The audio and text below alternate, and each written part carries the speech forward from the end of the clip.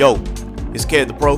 So before you continue on with the show, we got to give a shout out and a plug to another Hamptonian who owns her own business, and you've heard me shout her out on multiple episodes before. The Bougie Bartender is a black-owned business created by Kiera Calhoun in May of 2020, not long after the COVID-19 outbreak and shutdown. Bougie Bartender was first created as a means of bringing a taste of the bar and nightclub scene home, with fun and unique alcoholic beverages guaranteed to make any quarantine event a lit one. The brand has since expanded into a party decor and party planning service, along with the addition of its newest service, Diva Bottles, which is decorated liquor bottles. To place an order or for booking, individuals may follow the Instagram page at Bougie Bartender, that's BOUGEE.bartender, and send a DM or direct text message from the page.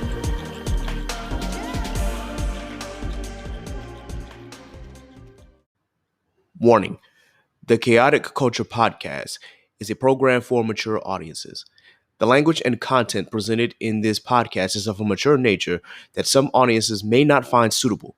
Viewer and listener discretion is advised.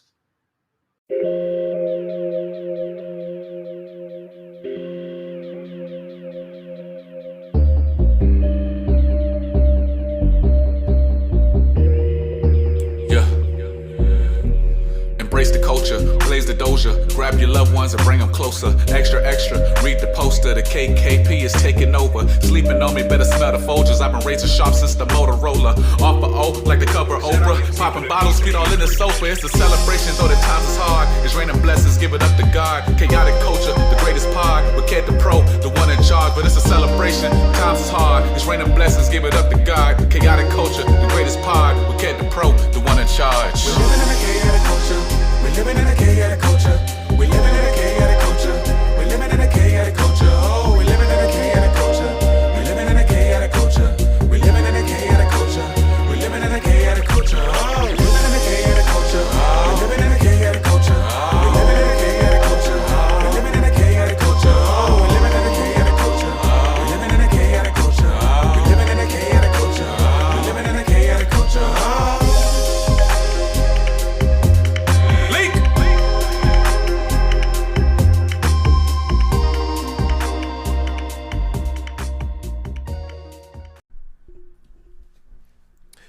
Good morning, ladies and gentlemen, and welcome to another edition of the Chaotic Culture Podcast.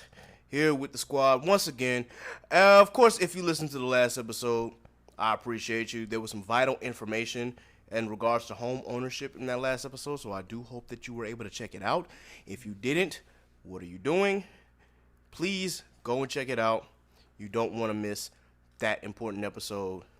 But anyway, it's your boy, Ked the Pro, a.k.a. the Calculator Millennial, a.k.a. the Cutlass Diamond, a.k.a. don't be pushing on my buttons in my Cutlass unless you cutting.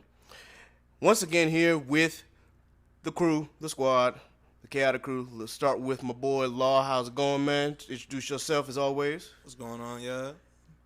Law, Shredder, a.k.a. Mr. Render. I'm blessed beyond favor.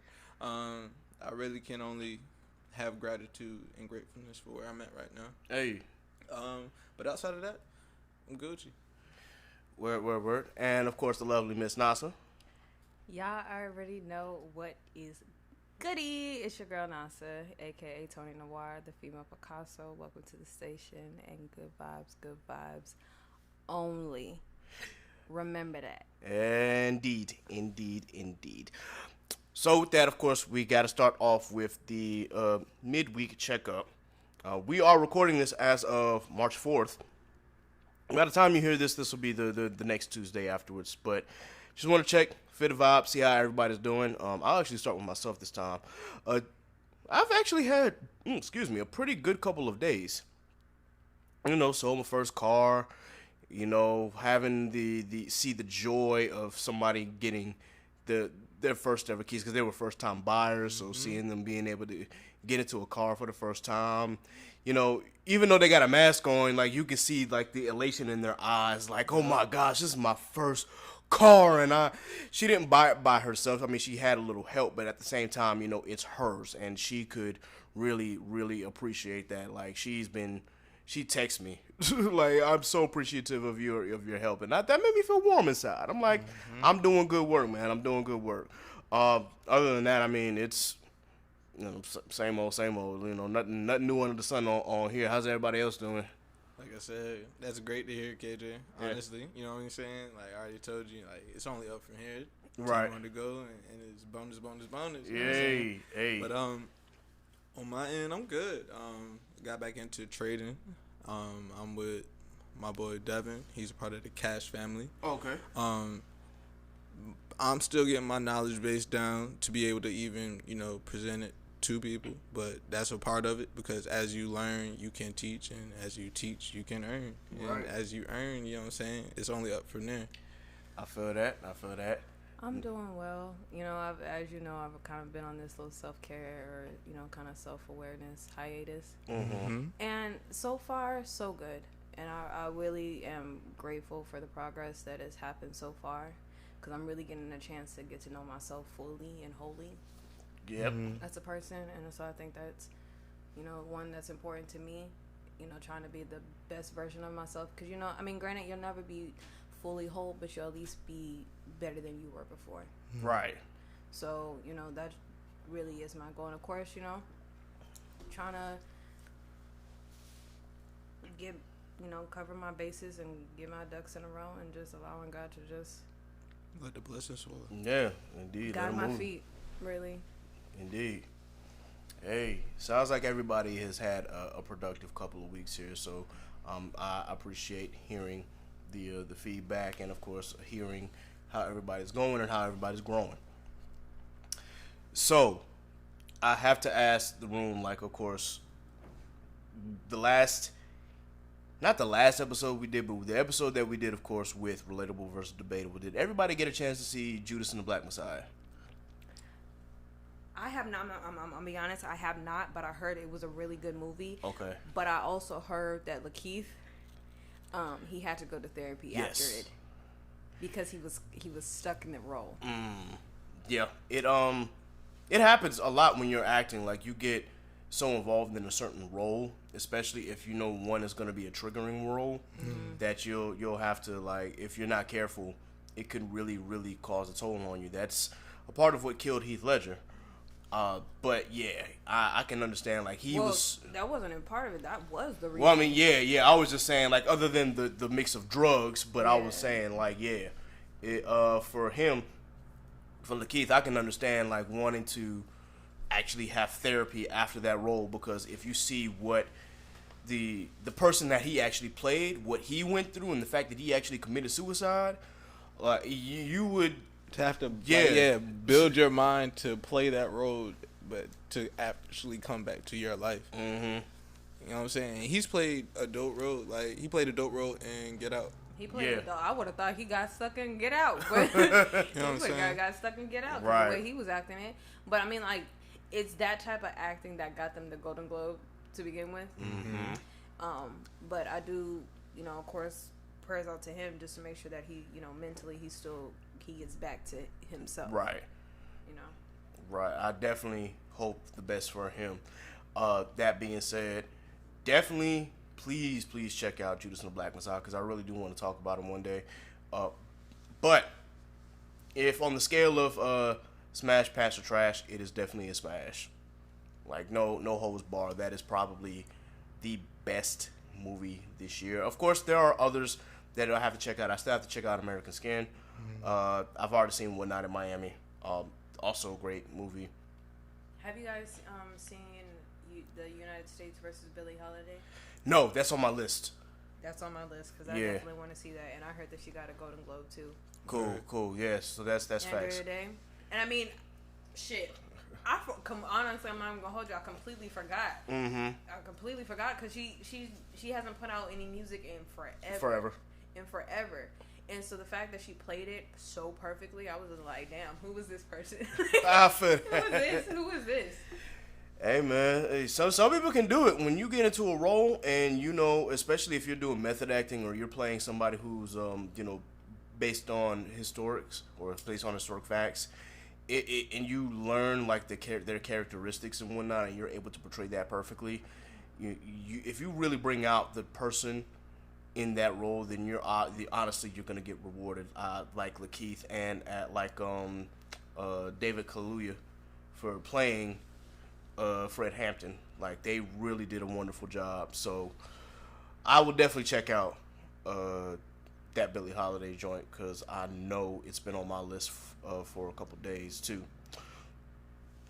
With that, before we actually get into today's topic, I wanted to see, or I actually wanted to start off with a couple of you guys' segments here. So for the first time listeners, what we're going to do here is we're going to bring up a couple new segments here throughout this podcast. So the first segment that we're going to do, of course, is going to be called Good Job, Lawrence. Based on that joke that he said in one of the earlier episodes. So Lawrence, of course, tell us what you got going on in your segment today. All right, so today I'm going to be talking about Bitcoin. Oh, okay. Bitcoin is probably one of the newest and most rapidly used currencies, as we can see in the media with Tesla and Elon Musk. Yep. These guys have really, changed the game in what it means to like have money. You know what I'm saying? So like right now, a lot of people are, doing their research and getting privy to what Bitcoin is. Another aspect of it that I don't think people have truly like tapped into is trading through the foreign exchange market. I've definitely had this time and experience in it, and have been to a point where I've been profitable. You know what I'm saying? I've had my times where, I've won, and I've had my times where I've lost, but that's all a part of. Did I just say the same thing twice? My apologies. No, it's all good, man. But no, but you know what I'm saying? You win and you lose. You know what I'm saying? That's the part of it. It's about the liquidity of the market. When you're dealing with different nations and time zones, you know what I'm saying? Yeah. It's not really gambling if you use the tools that are placed out there for you, and which is what I have been doing with the Cash family. Okay. Yeah. Hey, and you know what? I'm pretty sure a lot of people know about Bitcoin, but they may not like necessarily know how to get into it, because they look at the stock market and see that Bitcoin right now is like what, $46,200 and some odd dollars. So, there are different ways that you can. Wait, say the number again. Like when I last checked, it was like 46,200 and some change per stock for Bitcoin itself. Now that doesn't necessarily mean that people can't buy into like parts of a share, because obviously I put like $30 down on like parts of a share for Bitcoin. Like, it's not something that you have to put all your money into, or you have to save up 46,000 just to buy one stock. There's ways that you can do that. Like there's other platforms that you can invest your money in, right, that go along with your budget, and that's what I don't think a lot of people know or understand. Right. Which, I mean, it's about getting yourself privy to it. You know what I mean? Like, yeah. If you're say if we were a limited license company, LLC, and we said, hey, we got to the point where we could actually have something to buy into, like, you know what I'm saying, we become a business. Just with, like, again, Forex, they have something that teaches you about business. You know what I'm saying? It's almost like getting your real estate license, or like, it's, you pay for the educational product, and you then learn how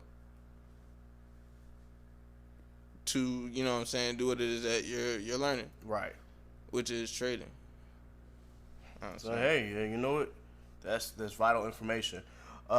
With that, of course, we're going to transition into NASA's segment. We're going to call this one NASA's Corner. So, with this particular segment, I just want NASA to pretty much let us know what artists or what artwork has been inspiring her as of late, and see if she could put us on to anything that we are not privy to. Y'all already know. Welcome to Nas's Corner. Hey.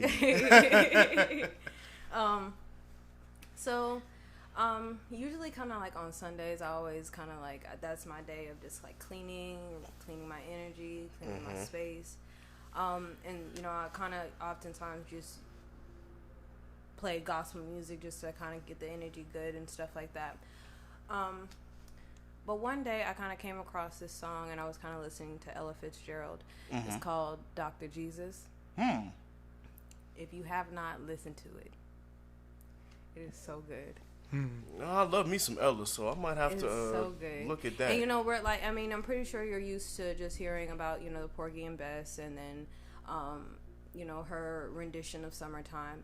But if you, it will send you there, okay? Okay. And you know, it's just the clear. It's really just like the clearness of her voice and the message that she sends. It's just really. It honestly, it's just a small prayer.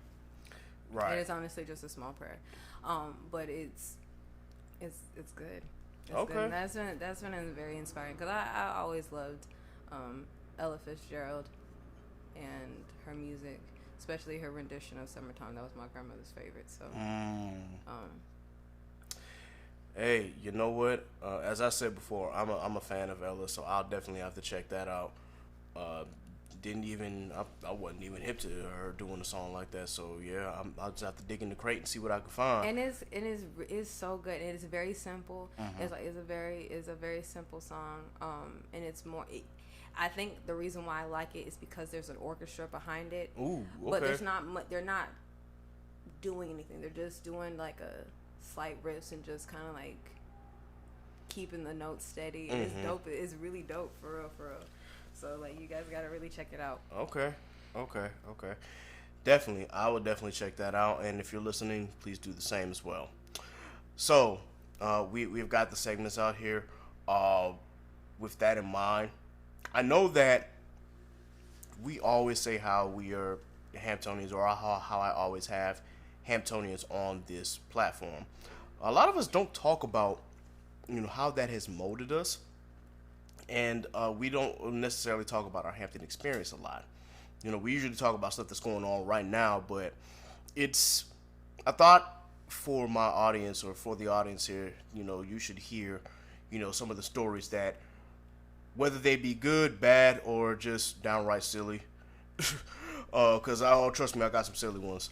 I just wanted everyone to hear exactly how our Hampton experience is, because we're approaching that timetable where there are kids and teenagers who are getting ready to choose a school, if they haven't done so already. And so, you know, I have gotten questions from, you know, my cousins beforehand about, you know, how Hampton was for me, and even some of my cousins that are there right now, you know, how it is for them. And I have to tell people that their Hampton experience is a little different than mine, because they came at a different point in time at the school. Including some of my older cousins, including my uncle, who came to this school. So it's like, well, you know, depending on what time period you come through, you're going to have a different experience of what Hampton has meant to you, whether it be good or bad, or a little of both. So I would like to always start out by saying I came to Hampton in 2009. So I'm already showing my age right now. Again, y'all know I'm pushing 30. But Hampton, during that era between 2019 and 2013, people want to call it like Old Hampton and New Hampton and New Hampton. I was experiencing, my generation has always been one of those who experienced like either the last of something or the first of something. Like, we're always smack dab in the middle. So we were experiencing pretty much the last of Old Hampton and getting into what people call now New Hampton. And I gotta say, like, my freshman year was full of a lot of great stuff. I wish I had focused more. I completely, sincerely wish I had focused more, because, you know, granted, when I was freshman year and going through some things, which, you know, law knows about what things I was going through, but had I, you know, I was focused during that time period. It's when I was not going through those things and I had a little more freedom and got off a curfew, that I kind of just, I slacked off. And it almost hurt me. And I didn't get on academic probation. I got a warning. But of course, I ended up losing my academic scholarship. But I had to fight to get some kind of scholarship back. Mm-hmm. Not even that. I had to go and get a band scholarship, which I lost that too. But that was more towards the end of my undergraduate career, and I'll get into that part later. But, Hampton for me, I think I didn't want Hampton to dictate who I was as a person, but I definitely took some things from it and I made it shape who I was as far as my professionalism, and it made me realize that the standards that I had fit what the school was looking for. So I kind of took those things into my daily life, and again, I've got more stories, but I kind of wanted to understand and hear how Hampton might have shaped the other folk around me. So Law, technically, I guess you're still in school. So how did Hampton shape you or help shape you? First and foremost, I'd take, full responsibility, ability of, my tenure at Hampton. Mm-hmm. Thus far. You know what I'm saying? It has taught me to this point, you know what I'm saying? It has been an establishment that is for structure and knowing how to move you forward. Mm-hmm. And those who, I guess, quote unquote, rebel, are not ostracized, but ostracized. And they make accommodations for you, but it's like the bare minimum. Yeah. There are certain things that I love about Hampton, and there's some things that I'm like, yeah, they got to change that. Especially when it comes to Title IX. I don't work for Hampton anymore, so I could just downright say that Title IX office needs to be revamped, because there are too many women out here on our campus that have been preyed upon and have been assaulted, and Hampton just try to sweep it under the rug. And it's like, what are y'all doing? You've literally got people here who have been suffering and still have to stay on campus with who assaulted them, and Hampton did nothing. So that is some of the bad aspects of that. Granted, that's not something that I experienced, but that is definitely something that I noticed, especially when I was working with Hampton. Mm-hmm. And it's like, what are y'all doing, dude? Like, come on. It's you see certain things happen on this campus all the time, and you don't think anything of it when you're in school, because you're kind of like going through the motions of either partying or being faded, trying to get lit, and certain things don't occur to you when you're in those mind states. But then when you get out and then you see certain behaviors, you're just like, do I really want to surround myself with that? Do I really want to be a part of that? And I noticed the pattern of behavior I'm not even going to say names, or I'm not even going to name like certain groups, but you do see that there were certain groups that you were just like, yo, why are they still here? Why are they not being punished? Why are they, allowed to continue doing what they do? But as a whole, there are certain parts of Hampton that were just like, okay, yeah, they want you to follow a certain structure, and then you can kind of make it into your own, but you had to stay like within that structure. Otherwise, as you said, there was the chance for you to be ostracized if you didn't, I guess, play by the rules that they've established. Hampton is a very, very conservative school for black people. I'm not even going to say bougie, because we get the bougie term a lot, but when I say that the administration is very conservative, they're very conservative. They want to keep everything in-house. So what is wrong with the culture that the students that they admit to the school, you know what I'm saying? Like, where does that disconnect come from then? Because if they're so about the conservativeness, it would be about the culture, but you gotta think about the different places people come from Right. to the school. I think that if it was really so conservative, it would be just about them books. That's a good point. Do you think I think Hampton that has been so thus far? I think Hampton has. I think Hampton holds that conservative tone, but still allows the students to still be themselves in some way, only with limits. Mm-hmm. Only with limits. You can be you can be yourself. You can have your fun. It is what it is, but you better be in the books. Yeah. And you better pay me my money. And that's pretty much, that's pretty Let's much not it. talk about that, man. Look, Okay. me and Hampton in this these funds. But you can see that there might have been within my years that there was a change in the mindsets of administration, some good, some bad, as I went through the years. And then I see in like the generation behind me that there were some changes in administration, at least administration's way of thinking, and some good and some bad.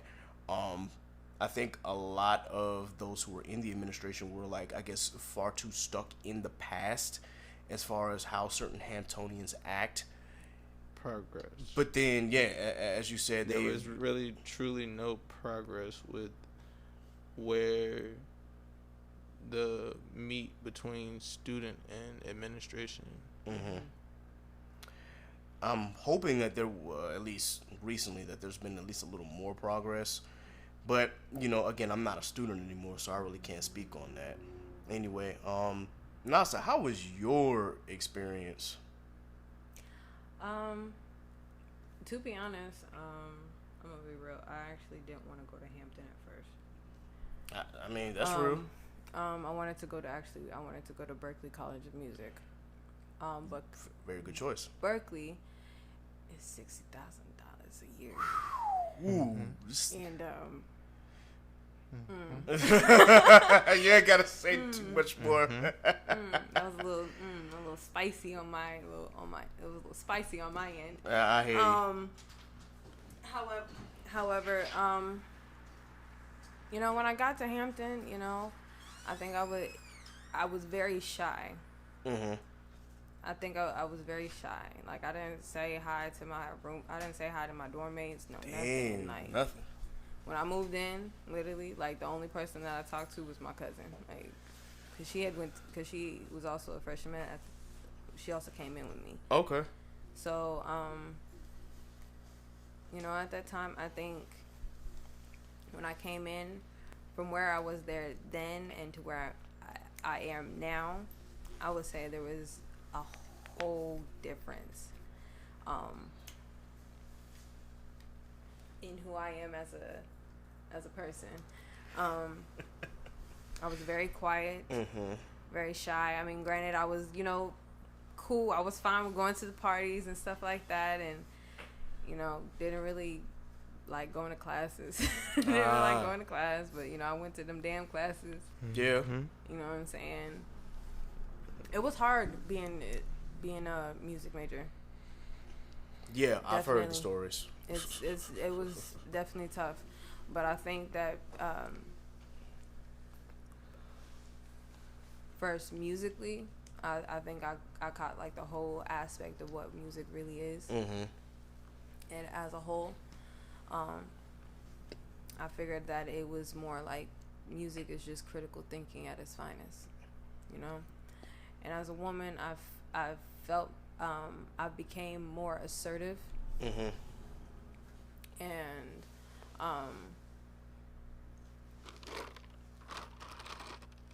I was always genuine. I did mess up a lot. Yeah, I mean, it happens. I mean, we human. Yeah. I did mess up a lot. And I was also sneaky, so Dang, I was I also mean, sneaky because I was not trying to get caught from this administration. I said, fuck these administration.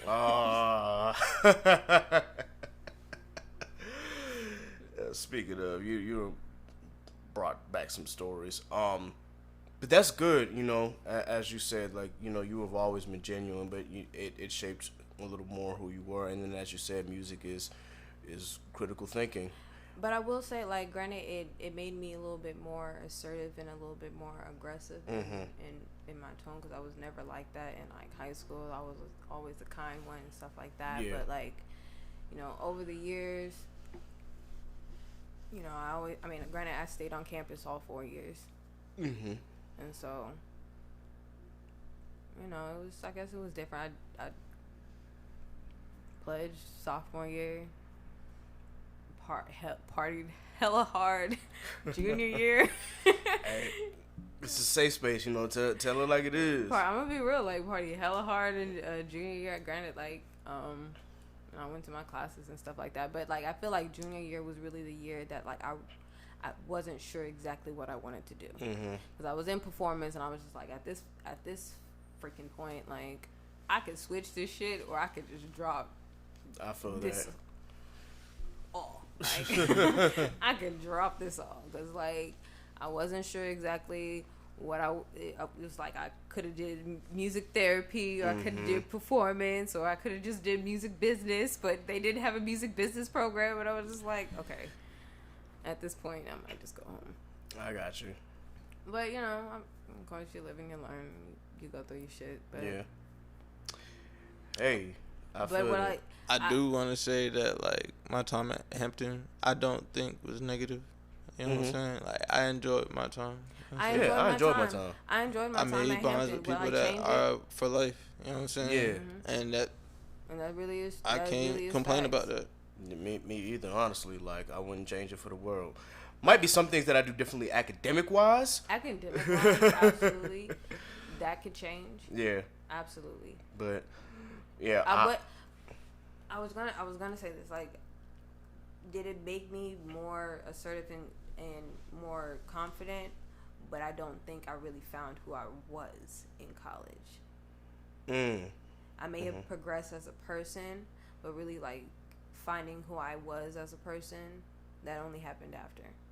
I got you. I don't think Hampton really taught you how to really find yourself. Find yourself, because of how conservative it was. It was either you do this, you do that. Mm-hmm. You may progress as a person, you know, you may be flossy and that, but it didn't really teach you how to Be a person. be a person. It didn't Right. teach you how to be a in person. the white person's world. Be in the world, because Deal with the man. Because after college, Nah, that shit fuck was those hard. rules. That post grad, Yeah. post graduation, that shit was hard. I think that's what my months. journey is teaching me now. Like, put myself in a position to float. Hey, I hear you. I will say a little bit more about my journey through Hampton. That for me, I definitely progressed as a person. As far as finding myself, I think it was. I'm not gonna say I found Hampton helped me find myself, but I think I realized who I was. I think during the midpoint, like right as I'm a super senior, getting ready to go into grad school, everything just kind of clicked. It was like, this is who I am. This is like what I need to do. This is what my study habits are. This is who I'm going to be, and you know, this is the kind of person that I am. As far as, because I've always been genuine. I've always been the kind person, but unlike. I will say Nasa, I was more of, you know, trying to fit in and trying to figure out where I fit in. Yeah. I was like, okay, do I fit in with this crowd? No, you know, my first roommate that I had at Hampton was from Jersey. So I was like, do I fit in with some of his friends? And me and him were cool. Like, we were, like, real cool, but I didn't really fit in with any of the people that he hung out with.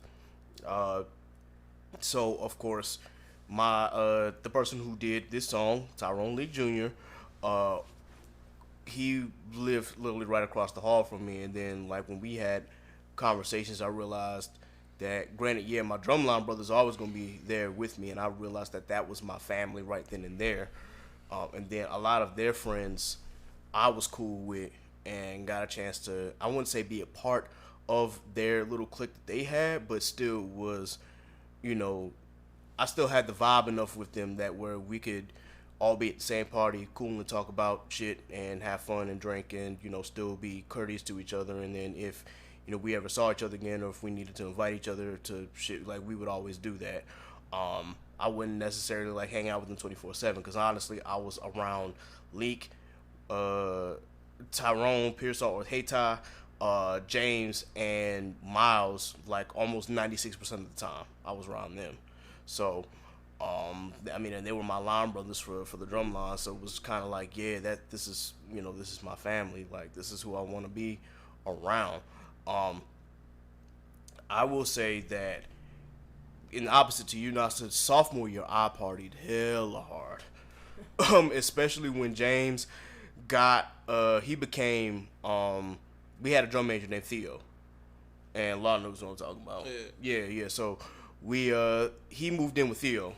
And Theo was cool and whatnot, but then Theo also just got off of one of the return lines for my fraternity Kappa Alpha Psi. At the time, I wasn't a Kappa yet, but still, he had just gotten off of a line. Those house parties that they had, yeah, I'm just gonna leave it at that. But I definitely had fun every time we went over there, and then. Sophomore year, on top of that, I had also moved off campus into Frizzle Street. And Frizzle Street was very infamous for the parties that we used to have at the crib. And I mean, yeah. Many a turn night. Yeah, plenty. And sophomore year, it got bad, though, because my porch caved in. And, yeah, it was... Did it like cave in all the way, or did it like dent? No. It caved in to the point where we couldn't stand on it. Like, not even like dent. I mean, we had established. So my Silky sisters were having a party.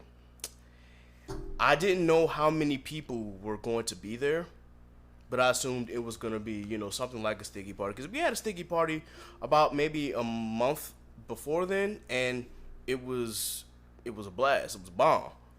Like, it was really, really a great party. So they decided to have one of their own.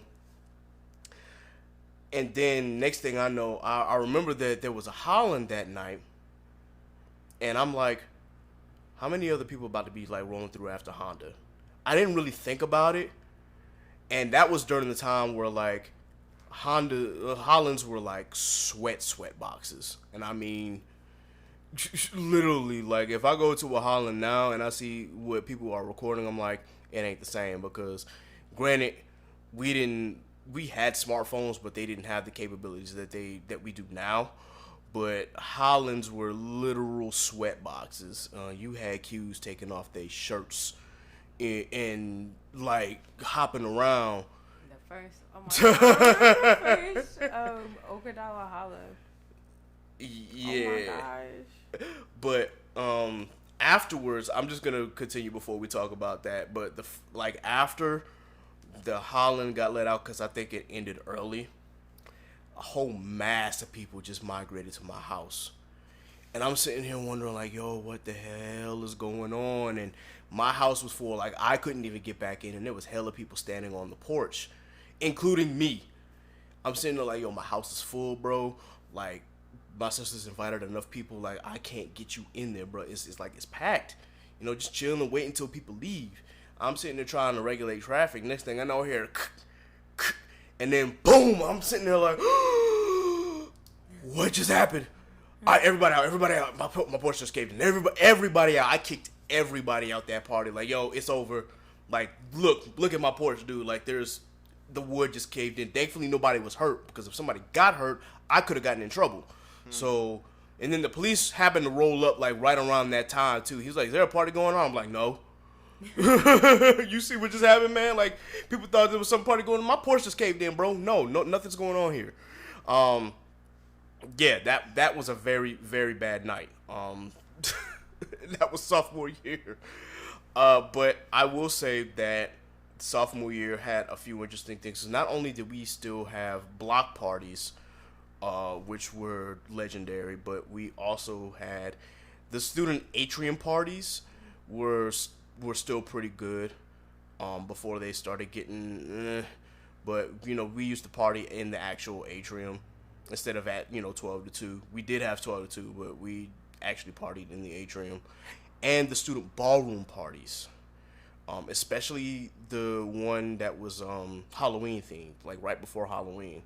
Because what they used to do is they used to do like a haunted house, right where the like where all the freshman studies like counselors are and whatnot, and people would like go through that joint, and then afterwards the haunted house went in right at the student ballroom. Good times. That's all I'm gonna say is good times. But that's just a little bit of like my sophomore year. So me and Law were both in band, and so I kind of had a little bit of a different experience than he did. But I'll let him talk about it a little bit first. It wasn't nothing too out of the norm of what you said. You know what I'm saying? Mm-hmm. I came in freshman year from North Carolina. The word? I went to pre-college, so I had people that I had met from pre-college. Those were like good people. Yeah, so you had the pre-college experience. Mm-hmm. Okay. That was dope for what it was. You know what I'm saying? It gave me a head start that I basically messed up for myself. Mm-hmm. But like I said, full responsibility. Honest, open, real. I lived the life of any 18-year-old, 17, 18-year-old, 19-year-old coming to college would have. Mm-hmm. You know what I'm saying? You out from under your parents. You living your life, you know what I'm saying? Yeah. And I mean, to the degree, like, by the time I hit 20, I was just like, all right, my mind switched from school to, all right, I can't be no bum. You know what I'm saying? Mm-hmm. And it's just like, a lot of the time, your biggest obstacle is yourself. Right. And once you realize that, you know, let me get out of my own way and just start letting things fall into place and stop trying to force things, is when you become, you know what I'm saying, where it is that you aspire to be. Okay. And so, like, I say all that to say, you know what I mean? Like, coming into the drumline, like, I found my niche. I found where I was good at, and I played that part. And then when I knew that, like, I could elevate, I chose to. Okay. So, like, what made you want to become drum major? That was my, I wouldn't say that was the biggest surprise, but I didn't realize that you had that aspiration until I saw you at the audition. I'm like, oh, wait, he's becoming a drum major? What? Oh, okay. Drum major really was something that I had been wanting to do since high school. Oh, okay. And I just never took the steps in high school to do it because I was being a high schooler. You know what I'm saying? Yeah, I got you. You know what I'm saying? To be a drum major in high school, you already adapt to what grown folks are doing. Like, I was being in high school, like, going to class, making sure, you know what I'm saying, I do my homework. Yeah. All that shit. You know Right. So, yeah, high school to college was just, like, one thing, and then me learning how to come of my own and start understanding what it would take to actually be an adult. Not that I was rushing myself, but, like, it hit that point where it's just like, fuck it, like, I'm tired of having to always ask my parents for money. Why can't I go and make my own money? Mm-hmm. You know what I'm saying? And so when I started taking that mindset to it, that's when I was like, all right, bet, like, it's word. to the moon. Hey, right attitude to have, man. Right attitude.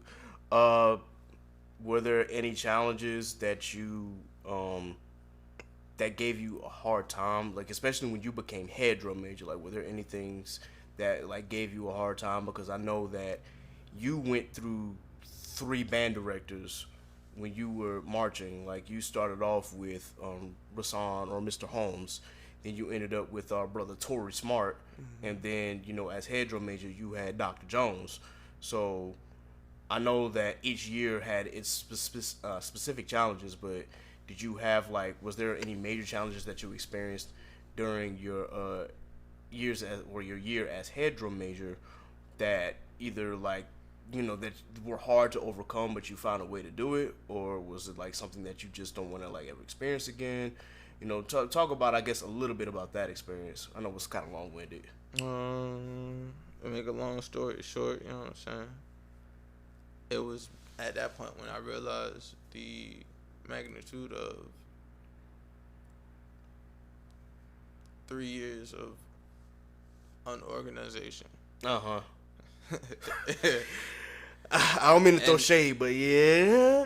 That's the lighter extent, and I'm gonna say it's 60-40. Okay. You know what I'm saying? Like 60% my fault, 40% like no bullshit, like everything that I was having to juggle. You know what I'm saying? Right. But to say all that, I think that nothing outside of that really impacted what it was to be in the role of head drum major. When it came to band, I had a clear mind. Okay. And I try not to let anything cloud my judgment going into band. And then when I left band, that was my time to try to continue juggling everything that I had going on. Gotcha. I would like to say that I'm well known. People know me. But I think more so the battle that I could say that I was dealing with was like having that friendship. I had a friend recently. Well, not recently, but she passed, Amaria. Yeah. So that low key took a toll. Had deaths in the family. I mean, I'm not saying everybody. Let me stop. Hey man, take your time. But things happen, and you had to take it day by day. Trying to focus on myself so much, I took away from realizing what was going on around me. And that kind of not made a break, but put me where I'm at now. Okay. Cool, man. I will say before I get to Nasa and her experience, because she, of course, was in choir, while the rest of us were on the drum line. I know, Law, you had actually come in. Your freshman year was my last year in grad school, so my mindset was at that point it was off band. The year prior, I got kicked out of band for stupid, stupid-ish, but that's another story for another time. But still, at that point, my focus had changed because I was more like, okay, I'm in grad school now. I can't get below a 3.0 at all at any point in time. Like, I have to go, and I was always doing work, or I made time for certain things. Like when anybody who was sticky, like if they asked me for help, of course I provided it, but I was more along the lines of, I gotta get out of grad school because this is not a joke at all. This workload is not a joke. The work was easy. It was just the mass amount of work that I had to do that was just like, wow, okay, I don't have time for anything else other than school, eat and sleep, and then right back to it. So, and I won't take anything away because I did enjoy my grad year. I will say, though, that I'm glad that I had the focus that I did, and I'm glad that everything clicked before I got into grad school, because if I went into grad school with the same mindset that I had as a freshman, I wouldn't have survived. I would not have had a master's. And granted, all that debt that I have to pay back now, it just would have been sitting there as is now without any, reward reaped from that. But I'm just glad that I was able to focus my mind and make sure that I put what was important first, because I think after sophomore year was a wake-up call, because my junior year was rough. Not academic-wise, but it was rough academic-wise, because I was now into the meat and potatoes of my major, and it was just like I was getting sucker punched after body blow after body blow. I literally had my first 30-plus page paper my junior year, And it was supposed to be done in teams because everybody else had like teams of 4 or teams of 2 and things like that. I had a partner. She abandoned me and literally went to another group. Wow. Yeah, and mind you, not only did I have a 30-plus paper for this same professor in one class, I had another 10 to 30-page paper that I had to write for another class of his. I only managed to maybe write 10 pages because I was so focused on that other project, because that paper wasn't worth how much that paper was not worth the grade. Like, it was like, okay, I'll get a certain percentage on this paper, that's fine, but I can still pass the class if it's not all that percent. All that, if it wasn't all that, I'm good. But this big 30 stack page paper that has to be no less than 30 pages, this was like half my grade. And my partner just abandoned me. I've got a week left. I've got like 2 weeks to do this shit. I had a mental breakdown in class. Like, I literally broke down. Like, nah, I thought I couldn't do it. Like, I literally had to go beyond my classmates because they didn't seem interested in helping me out. I had to go to upperclassmen, and they kind of like gave me the outline of what I should do and what I should talk about. And I got an A on that joint, but I had to sacrifice a lot. Like, that, because that was 2012, and that was the same year Project X came out. So imagine the last block party spilling out into the harbors, Project X style, and my ass couldn't go because I was sitting there writing that 30-page paper like, I'm going to get an A on this shit, man. Like, I wanted to go out there so bad, but I'm like, I got to focus. I got to get this shit done. That was my wake-up call, because I turned in that paper. The partner who abandoned me ended up like getting like a B, like a solid B on her, and I got an A on mine. So all I just had to do was say, I mean, you could have been a part of this, but you left me to my own wit, so I had to do what I had to do.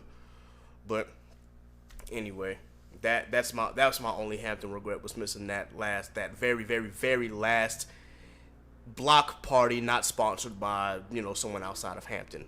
But anyway, Nasa, tell us a little bit about your experience, like with chorus and everything like that. My God. If y'all can only see her face right now. The music department ran and directed by Miss Dr. Shelia. When I got there, I originally freshman year, when I got there, I originally wanted to be with Lorraine Bell, Dr. Lorraine Bell. Mm-hmm. But Dr. Shelia, she was just like, I ain't having that. Oh, boy. I ain't having that, so you working with me. So, Dr. May was my professor. She was very strict, but she got my voice to where it is now, so I ain't complaining. Okay. She definitely pushed me. Now, me and her, we've had some, we have like this love-hate relationship. Mm-hmm. She has this love-hate relationship, because when I tell you, she's definitely of that conservative era. Like, she kind of reminds me of like a great aunt, a great aunt, but like the stricter version. But like, she's cool, I guess. Whatever. We definitely had our times. We definitely had our arguments. But she hung in there with me. Dr. Bracy. Mr. Bracy. A great American hero. The great American hero. I definitely had to repeat theory. I repeated theory about 3 times, which just kept me behind, and I was really pissed about it, because I was just like, Mr. Bracy, you need to go ahead and pass me, sir. Like, you need to go ahead and do this, sir. But he was not trying to let me go. He was like, you're gonna learn this shit. And I was like, I don't have the funds to keep doing this, okay? But like, I think theory was the hardest to get. Mm-hmm. Theory was the hardest to get. Technically, like, singing wise, that was fine. Like, of course, Dr. May was able to get me together. But theory, that sucker was horrible. Okay, Then going into Dr. Stokes. Yeah, I've just for context, I've heard a lot of people who, you know, they might pass Bracy and then they get to Stokes and then realize I didn't learn a damn thing in Bracy's class. Yeah, and now I'm right, sitting man. here like taking L's in Stokes class, like so.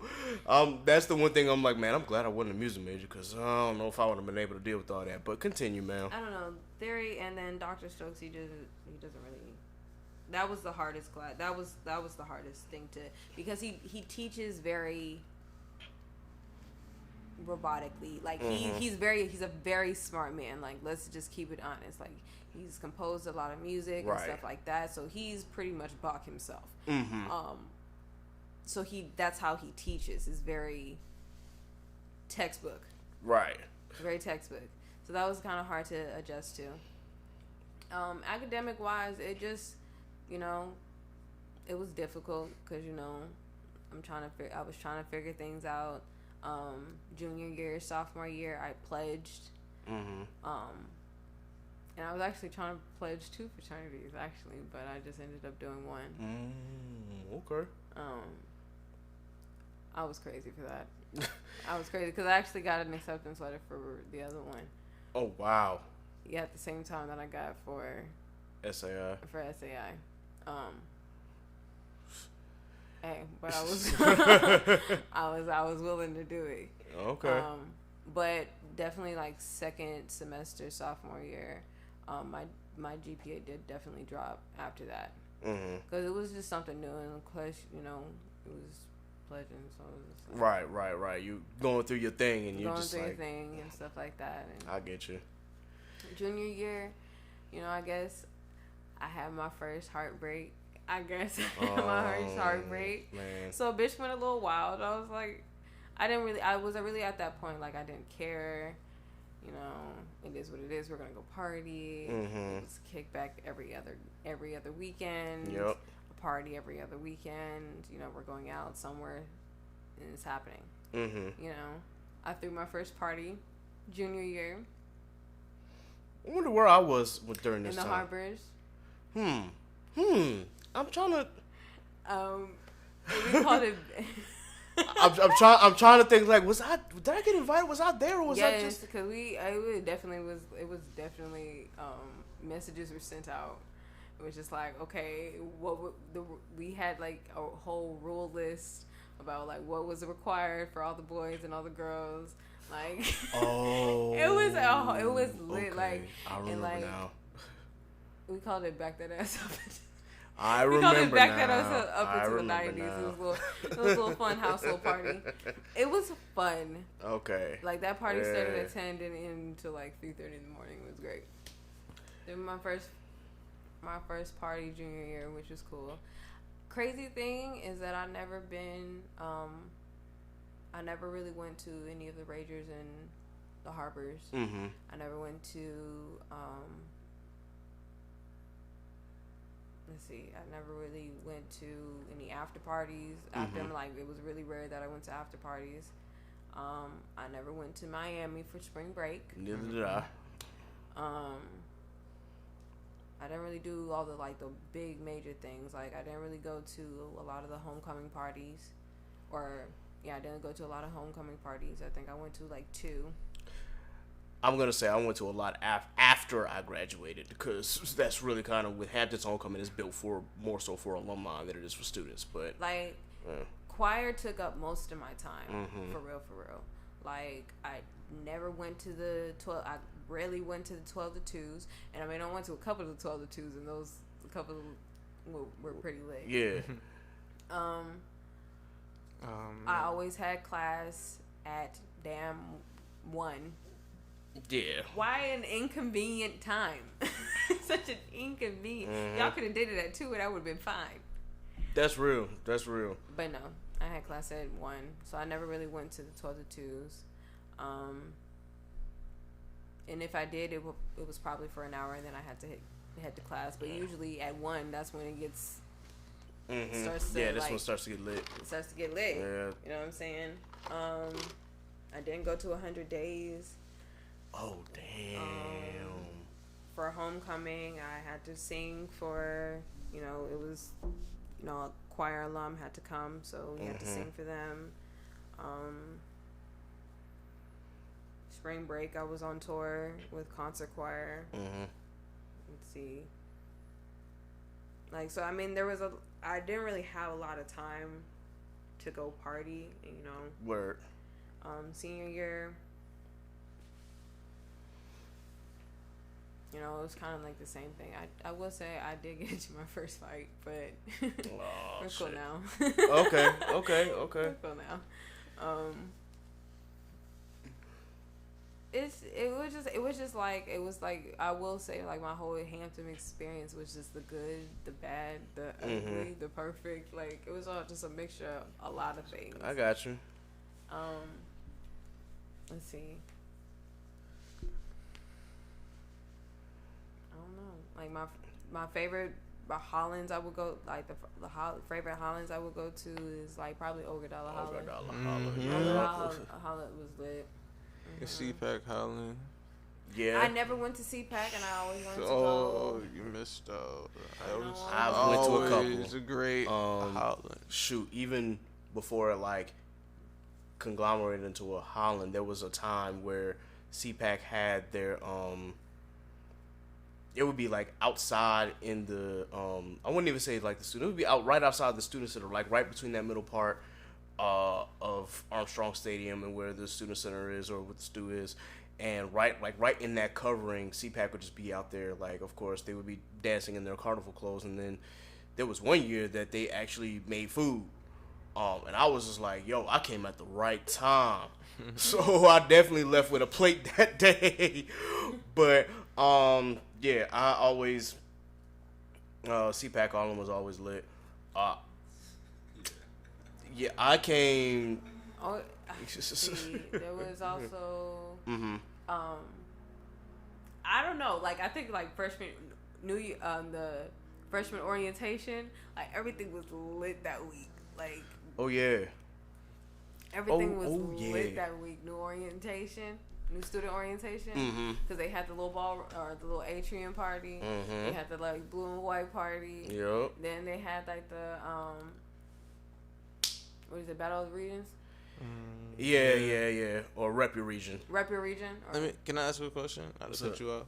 How did you all feel having to have been like the entertainment for all of those events? Like, what do you mean? Like, as all right, so like during the week of homecoming, it's also other stuff that's going on. You know what I'm saying? But like, I guess for being us, in band, we had to be in band, prepare for the week. You know what I'm saying? And like, it was scheduled in our schedule, but at the same time, like, to be where we needed to be, like those 3 hours that we got, like sometimes we would need that extra hour. And that's what I think, again, the disconnect was between administration and because they, like, the literally people. starting, like, junior year, senior year, like, it was choir every day. Yeah. Every day, like. I will say that. I'm not saying anything in a negative light. I'm just saying for what it was. Like, yeah. We had to perform. You know what I'm saying? Yep. So, like, if we gave a bad performance, then the people that are supposed to be supporting us now are like, oh, well, why am I donating?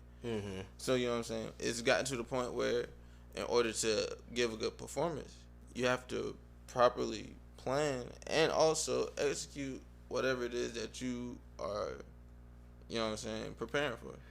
That's real.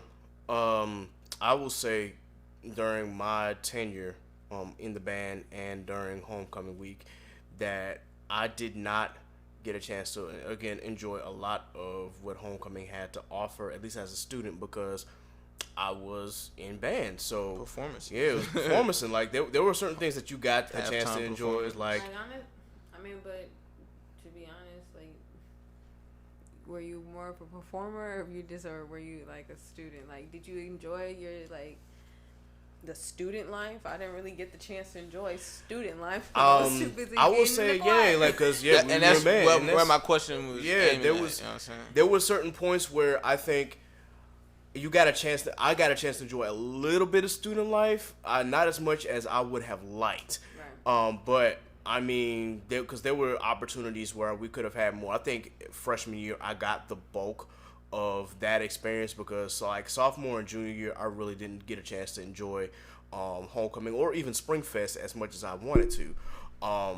The times that we even had Spring Fest. Yeah, Well, that's for me and us because, you know what I'm saying? Right, yeah. It was years and we ain't even had it. You didn't even get it.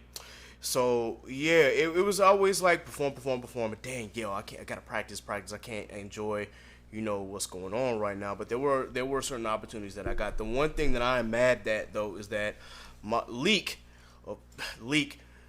he found a way in 2011 to sneak into the homecoming concert on Thursday. We got a chance to kind of go, but I think I had something that I had to work on. And I didn't have money for the concert, and he was able to get in, because the band room is literally right next. I mean, it's in Convocation Center, and that's usually where all the homecoming concerts are in. So he was able to sneak into that door in Area C.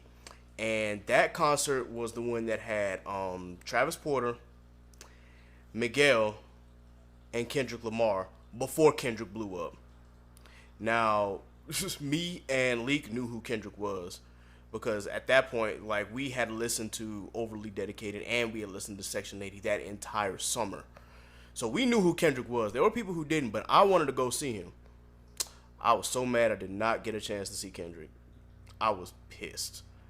I was like, yo, I really wanted to see that man. I mean, and I would have enjoyed Miguel and Travis Porter too because I was big fans. But still, I wanted to see Kendrick.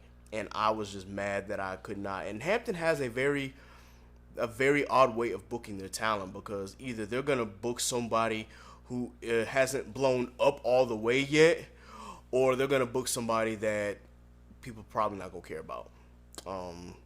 No shade to P&B Rock, but Yeah, he performed. but yeah, or they'll get somebody. I saw Cardi. Well, yeah, or they'll get somebody who's like semi-known. And people will know enough about them that they'll still be want to entertained by them. Like, there was one area during Spring Fest where like YG and Big Crit came, and people knew who that was. And there was one homecoming concert where it had Currency and Dom Kennedy. And at that time, Dom Kennedy had dropped it was Yellow album with My Type of Party, and that was an entire vibe that whole year. So people knew who these people were and were going to these concerts. I don't think there was never a time. Or that was one concert where I knew like the entire Convocation Center smelled like pack, because Currency was there. So with Currency and Dom Kennedy in the same concert, people was going in that joint baked. I missed that concert again, band, but when we came out the band room, it was like, oh yeah, I already know what time it is. So yeah, I did get a chance to see Kendrick, but I saw him the next year. That was surprisingly that was the week of homecoming, I think. But Kendrick was actually performing a Music Matters tour with BET, and Rasan had held us up. So I was like, yo, I'm gonna be late, but I need to get there. So I had missed Absol. I came right when Stolly, who was he's also part of Maybach Music Group, little known, but I came right when he was performing. But I got the chance to see Kendrick at the Norva that year, and I'm glad that I at least got to see him. And that was like literally 2 weeks before Section 8. That was 2 weeks before Good Kid, Mad City dropped. Yeah. So I was hyped. But yeah.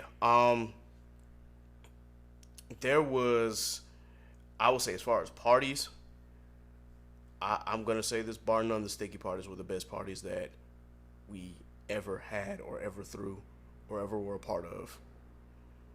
I don't think even after I graduated, like when you were coming up, like I don't think I've been to a better party.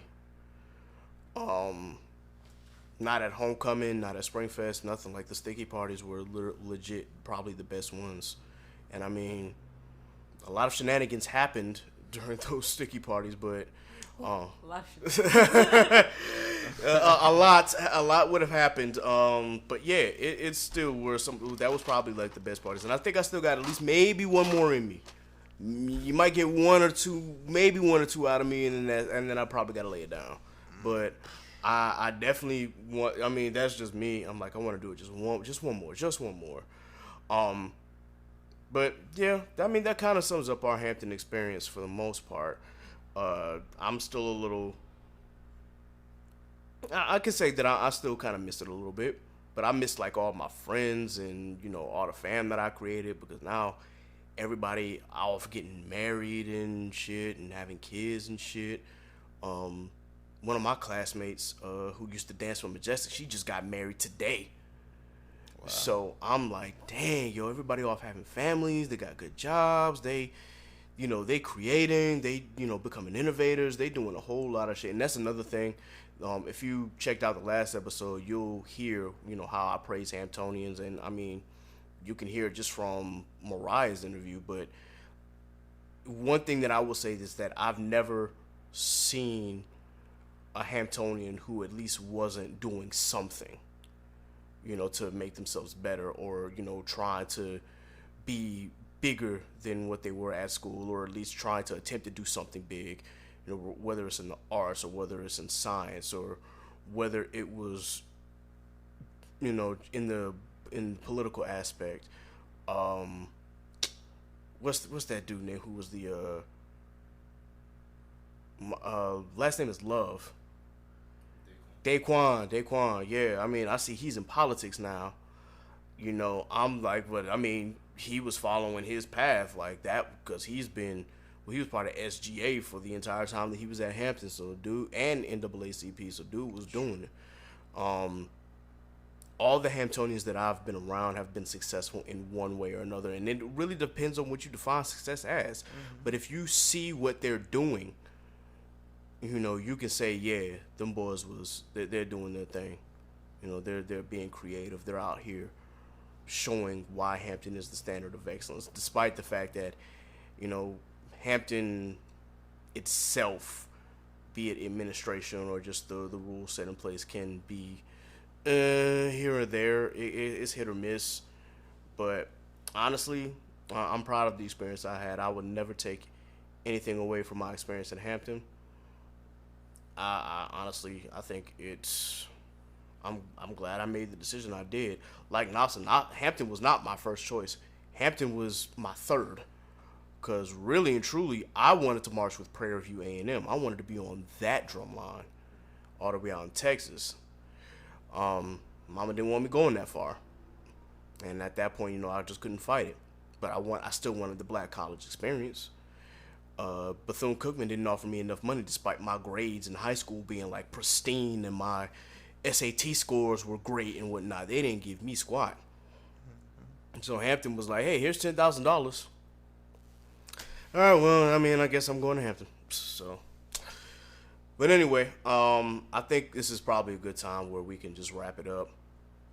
We definitely got on the mics a little later than we wanted to.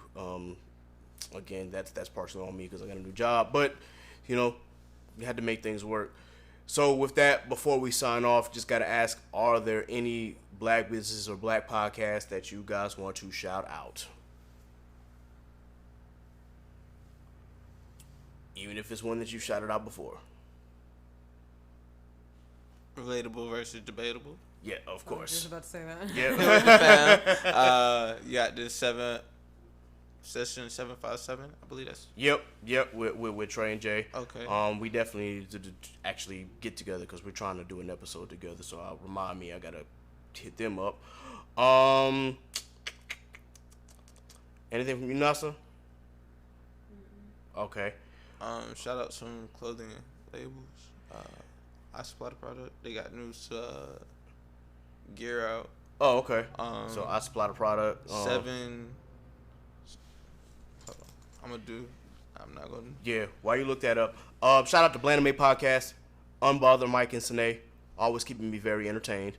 Shout out to Worst Gen. They are running what they call the Run My Fade series. These last couple of weeks have been Best Anime Villains, which A lot of Worst Gen were upset at the Final Four, but you know what? I mean, it is what it is. I'm looking forward to the results. Seven Source Casino. That's what it was. Oh, okay. That's 7source.casino. That's another Hampton alum who is out in Cali, Marlik Strader. Okay. We were in Harkness together. Ah. So we were cool and whatnot. He just started his sweat tracksuits. So yeah. Okay. Definitely gotta look that up. Create. That's 1K and Create. Okay.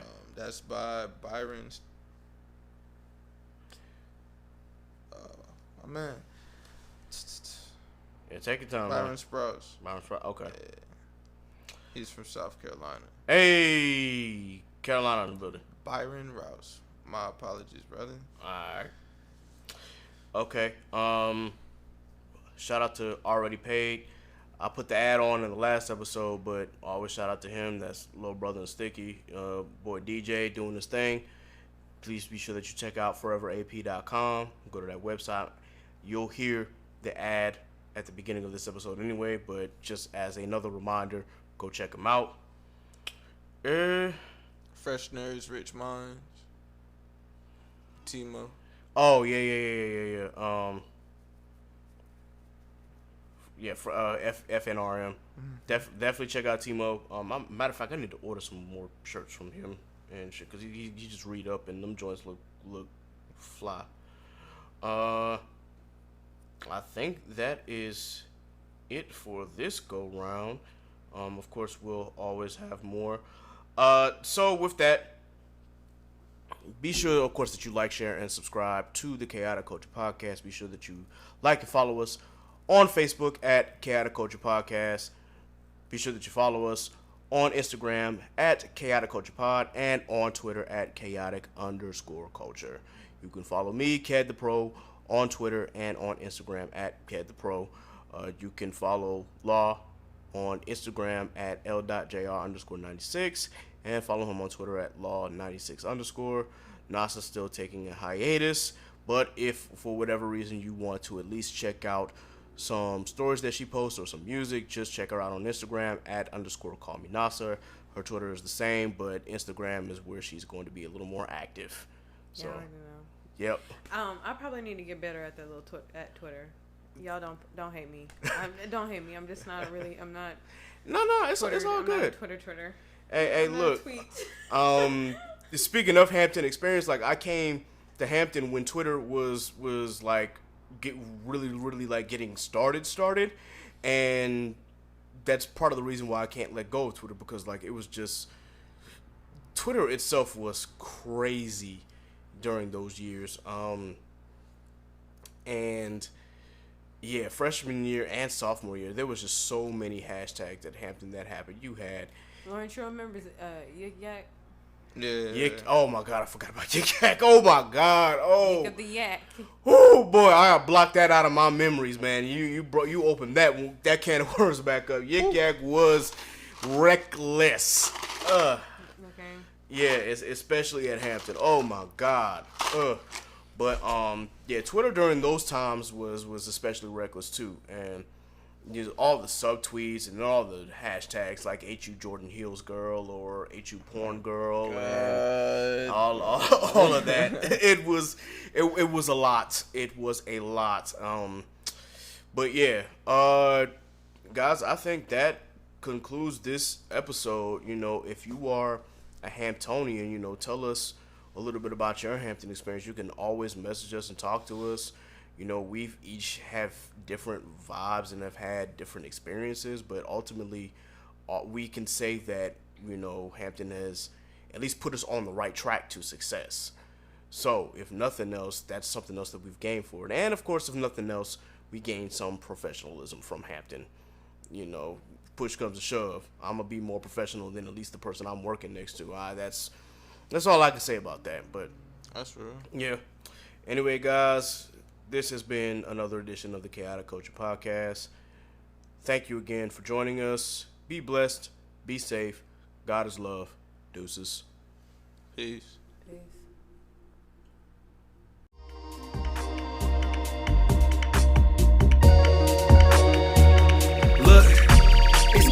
in these streets, so let's talk about it, please. Let's hold some conversation. You see where I'm coming from. Yes, it's so amazing. Go ahead, get comfortable. You can grab a seat, take a load off your feet. Yeah, welcome to the table. We don't tell no lies over here. This ain't no fable. We just live our lives over here. We ain't no angels. We just shine our light over here. We got the power. We just showing love over here. Cause everybody needs some, yeah. And we don't need a reason.